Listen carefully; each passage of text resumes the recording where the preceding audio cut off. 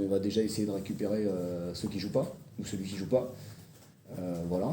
Et puis on verra si on doit faire des ajustements ou pas. Voilà. Mais on va continuer. Vous savez, alors moi, plus rien ne me fait peur. J'ai commencé en 2018, je prends le Paris Basketball, je suis engagé le 25 juillet, j'ai pas de joueurs, pas de ballon, pas de salle, et le 15 août on me dit faut que t'entraînes.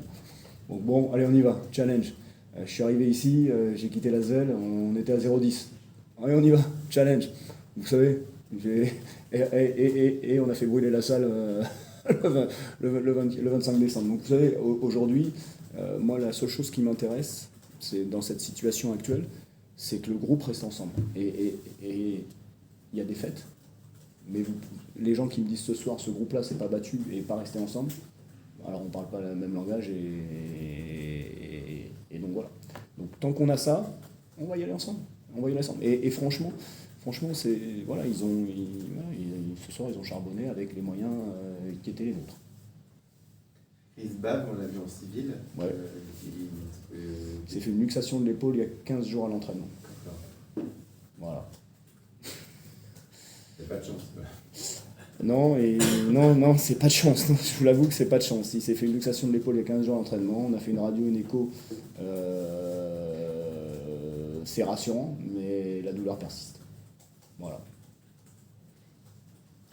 Là, on va attaquer la traditionnelle période du basket de Noël, hein, où vous jouez beaucoup dans une ambiance particulière. Est-ce que vous comptez justement sur cette ambiance? Parce que je sais qu'il y a des répartitions entre matchs extérieurs et ici. Deux à domicile deux à et deux. un à l'extérieur, sachant que le 26 on joue pas, puisqu'on devait jouer à Monaco, mais Monaco ne peut pas nous recevoir, puisqu'ils ont un match le 27. Donc en fait, on n'aura que nous sur les matchs de Noël, si on considère qu'il y a 20, 23, 26, on n'en aura que 2. On le jouera à Monaco au mois de janvier.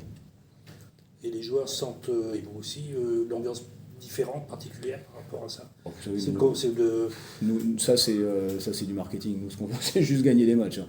Nous, c'est juste qu'on veut juste bien se préparer, gagner le prochain match. Et alors, c'est toujours sympa de jouer dans une ambiance un peu plus festive, quoi. Voilà. Mais je vous avoue que pour nous, c'est pas le seul avantage normalement quand vous jouez les journées de Noël, c'est que les salles sont, quoi qu'il arrive, toujours pleines puisque les gens sont en vacances. Après, nous ici, la salle elle fait 2000 personnes, donc elle est grosso modo toujours pleine.